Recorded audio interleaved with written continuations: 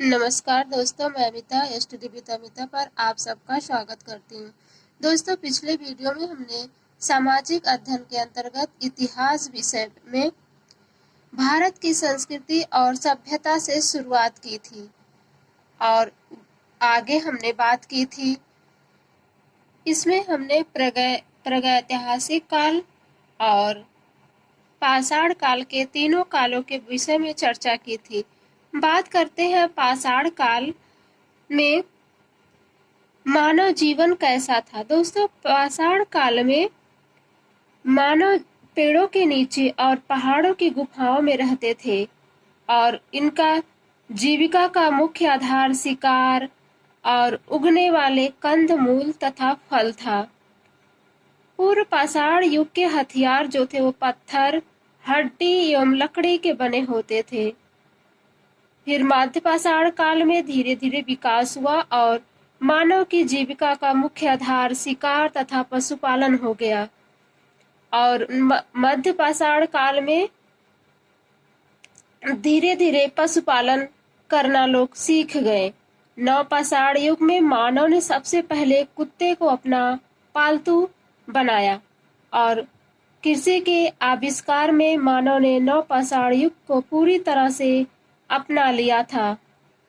नव पाषाण युग में मानव ने मिट्टी के घरों तथा लकड़ी के खंभों और घास फूस के छप्पर से बने मकानों में रहना आरंभ कर दिया और इसके मुख्य औजार चिकनी कुल्हाड़ी थी और दूसरा सबसे महत्वपूर्ण औजार था हंसिया। आग का आविष्कार पूर्व पाषाण काल में ही हो गया था, जबकि पहियों का आविष्कार नव पाषाण काल में हुआ था। नव पाषाण युग में मानव अपने मृतकों का अंतिम संस्कार शवों को दफनाकर करते थे। नव पाषाण युग में कब्रगाहों बड़े बड़े पत्थर लगा दिए जाते थे। उन पत्थरों को महापाषाण कहते थे। नव पाषाण युग में मृत व्यक्तियों को हथियार, मिट्टी के बर्तन तथा खाने पीने की चीजों के साथ कब्रों में दफनाया जाता था। मिट्टी के बर्तन का प्रयोग सर्वप्रथम नव पाषाण युग में किया गया और वस्त्र बुनने की कला भी नव पाषाण युग में ही हुई। नव पाषाण युग में रस्सियों को बनाना मानव ने सीख लिया था। अब हम बात करते हैं पाषाण काल के प्रमुख स्थलों के विषय पर, जिसमें कौन से साक्ष्य कहाँ से मिले थे। सबसे पहले बात करते हैं हड़प्पा की। हड़प्पा पाकिस्तान पंजाब प्रांत मांटोगोबरी जिले में रावी नदी के बाएं तट पर स्थित है। इसकी जानकारी सबसे पहले चार्ल्स मैनर्स ने दी और इसके खोजकर्ता थे दयाराम साहनी, जो सन 1921 में इन्होंने इसकी खोज की थी। यहाँ पर गेहूं और जौ के दाने के साक्ष्य प्राप्त हुए हैं। हड़प्पा सभ्यता से स्वास्तिक, चक्र और क्रॉस के भी साक्ष्य मिले हैं। हड़प्पा से पक्की मिट्टी के स्त्री की मूर्तियां भारी संख्या में मिली हैं। एक मूर्ति में स्त्री के गर्भ से निकलता एक पौधा जो पृथ्वी की देवी की प्रतिमा है, जिसे हड़प्पा सभ्यता के लोग धरती की उर्वरता देवी मानकर इसकी पूजा करते थे। अब हम बात करते हैं मोहनजोदड़ो की। दोस्तों, मोहनजोदड़ो मृतकों को टीला कहा जाता है। यह पाकिस्तान के सिंध प्रांत के लरकाना जिले में सिंधु नदी के दाहिने तट पर स्थित है। यहाँ इसके ध्वंसावशेष भी पाए गए हैं। इसकी खोज सन 1922 ईस्वी में राखालदास बनर्जी ने किया था। कुषाण काल में इस टीले पर एक स्तूप बने होने के कारण इन दुर्ग टीलों को स्तूप का टीला कहा जाता है। यहाँ से प्राप्त एक सील पर 3 मुख वाला एक पुरुष ध्यान की मुद्रा में बैठा हुआ है। उसके सिर पर 3 सींग है। उसकी बाईं ओर एक गैंडा और भैंसा तथा दाईं ओर एक हाथी, एक व्याघ्र एवं हिरण है। इसे पाशुपति शिव का रूप माना गया है। इतिहासकार जॉन मार्शल ने इसे आदि शिव बताया। दोस्तों, जो आप स्वास्तिक के चिन्ह देख रहे हैं, ये स्वास्तिक के चिन्ह हड़प्पा सभ्यता की देन है, जिससे सूर्य उपासना का अनुमान लगाया जाता है। अब बात करते हैं चनहुदड़ों की। इसकी खोज सन 1934 ईस्वी में एनजी मजूमदार ने की थी तथा इसका उत्खनन 1943 में मैके ने करवाया।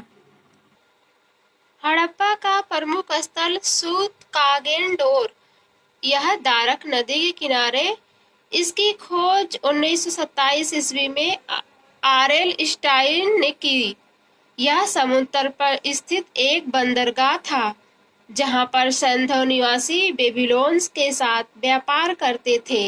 यहाँ से मनुष्य की अस्थि, राख से भरा बर्तन, तांबे की कुल्हाड़ी, मिट्टी से बनी चूड़ियां एवं बर्तनों के अवशेष मिले हैं। कोट दीजी, सिंध के खैरपुर स्थान में इसकी खोज घुरिये ने 1935 ईस्वी में की। नियमित खुदाई 1953 ईस्वी में फजल अहमद ने करवाई। यहाँ पर पत्थरों का उपयोग घर बनाने में किया जाता था। बनवाली इस स्थल की खोज आर इस बीट ने 1973 से 74 ईस्वी में हरियाणा के हिसार जिले में करवाई। मृद भांड, मुहरे, ठप्पे, बटखरे, चूड़ियां, मिट्टी का बना हल, लघु नारी मूर्तियां, जौ के दाने काफी मात्रा में मिले हैं। अब बात करते हैं रोपड़। पंजाब प्रांत में सतलज नदी के बाएं तट पर रोपड़ स्थित है। इसकी खोज सन 1950 ईस्वी में बीबी लाल ने और इसकी खुदाई सन 1953 से 55 ईस्वी तक यज्ञदत्त ने करवाई थी। यहाँ के कब्रिस्तान में मनुष्य के साथ पालतू कुत्तों को भी दफनाया गया, ऐसा साक्ष्य मिला है। अब बात करते हैं कालीबंगा। कालीबंगा राजस्थान के गंगानगर जिले में घाघर नदी के बाएं किनारे पर स्थित है। इसकी खुदाई सन 1961 ईस्वी में बीबी लाल तथा बीके थापड़ ने कराई। यहाँ से जुते हुए खेत के साक्ष्य मिले हैं, जिनमें आड़ी तिरछी जुताई की जाती थी। और सबसे महत्वपूर्ण बात यह थी कि यहाँ एक ही खेत में एक साथ दो फसलों को उगाना जानते थे। अब बात करते हैं लोथल की। लोथल गुजरात के अहमदाबाद जिले में भोगवा नदी किनारे सरागवाला ग्राम के समीप इसकी खुदाई की गई थी। ये एस.आर. राव के निर्देशन में सन 1955 ईस्वी में से सन 62 ईस्वी के मध्य की गई थी और इसमें प्रमुख साक्ष्य मिले थे हड़प्पा कालीन बंदरगाह, विशिष्ट मृदभांड उपकरण, मुहरे, पाट तथा माप एवं पाषाण उपकरण, जो यहाँ की महत्वपूर्ण उपलब्धियां थी। लोथल समुद्र के तट पर स्थित सिंधु सभ्यता का यह स्थल पश्चिम एशिया के साथ व्यापार के दृष्टिकोण से सर्वोत्तम स्थल था। अब बात करते हैं सुरकोटड़ा की। इसकी खोज सन 1964 ईस्वी में जगपत जोशी ने गुजरात के कच्छ जिले में की थी और इसमें महत्वपूर्ण उपलब्धि थी कलश समाधान के अलावा घोड़े की कुछ हड्डियों का पाया जाना। अब बात करते हैं धौलावीरा की। इसकी खोज जेपी जोशी ने 1967 से 68 ईस्वी में गुजरात के कच्छ जिले के भचाऊ तालुक में की थी। यहाँ के मुख्य साक्ष्य थे पालिशदार श्वेत पाषाण खंड तथा सफेद मिट्टी। और सबसे महत्वपूर्ण चीज था सैंधव लिपि के 10 अक्षर ऐसे मिले थे जो आकार में काफी बड़े तथा विश्व की प्राचीन अक्षरमाला में महत्वपूर्ण स्थान रखते थे। रंगपुर, इसकी खुदाई सन 1953 से 54 ईस्वी में रंगनाथ ने गुजरात के काठियावाड़ प्रायद्वीप के मादर नदी के समीप की और यहाँ से मुख्य साक्ष्य मिले हैं कच्ची ईंटों के दुर्ग, नालियां, मृदभांड, बाट, पत्थर के फलक तथा धान के भूसी के ढेर भी मिले हैं। हम बात करते हैं आलमगीर की। इस स्थल की खोज पश्चिम उत्तर प्रदेश के मेरठ जिले में यमुना की सहायक नदी हिंडन नदी पर सन 1958 ईस्वी में यज्ञदत्त शर्मा ने की। इसकी खुदाई में मृदभांड, मृलिंड, मनके, रोटी बेलने की चौकी तथा कटोरे की बहुसंख्यक टुकड़े मिले हुए हैं। सिंध सभ्यता के लिपि को पढ़ा नहीं जा सका है। इसमें चित्र और अक्षर दोनों ही ज्ञात होते हैं।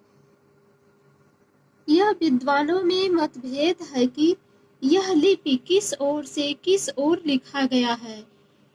यह दाईं ओर से बाईं ओर को लिखी जाती है, किंतु यदि हम सिंधु लिपि को ब्राह्मी लिपि का ही प्रतिरूप माने तो यह बाएं से दाएं को लिखी जाएगी।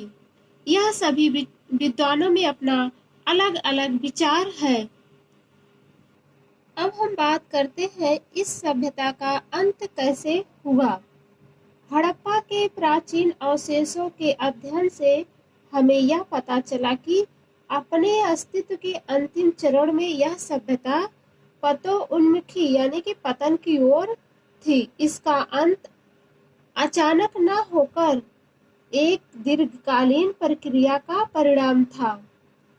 इसके अंत के कारणों का इतिहासकारों में अपना अलग अलग मत है। कुछ इतिहासकार कहते हैं कि यह आर्यों के आक्रमण के द्वारा इस सभ्यता का अंत हुआ, लेकिन कुछ कहते हैं कि यह बाढ़ से, और किसी के मत है कि सामाजिक ढांचे में बिखराव के कारण, और किसी विद्वानों का मत है कि भूकंप आने के कारण तथा महामारी आने के कारण ही इस सभ्यता का अंत हुआ, लेकिन इसका अभी कोई निश्चित साक्ष्य नहीं है।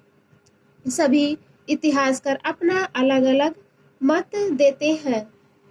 केवल एक कक्ष में 13 मृत व्यक्तियों के हड्डियों का कंकाल पाया जाना इस बात का प्रत्यक्ष प्रमाण है कि मोहनजोदड़ो को लूटा गया था।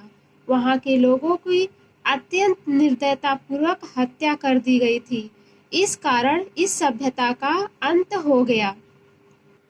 आज का हमारा यह टॉपिक पाषाणकालीन सभ्यता समाप्त हो गई। अगले टॉपिक पर फिर मिलेंगे, तब तक के लिए नमस्कार।